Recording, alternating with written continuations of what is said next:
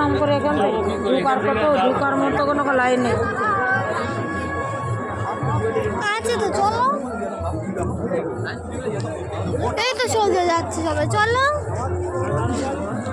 আসো।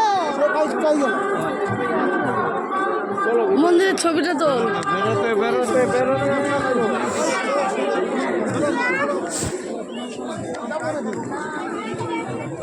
যাওয়া যাবে, এখান থেকে যাওয়া যাবে না, ওই দিক দিয়ে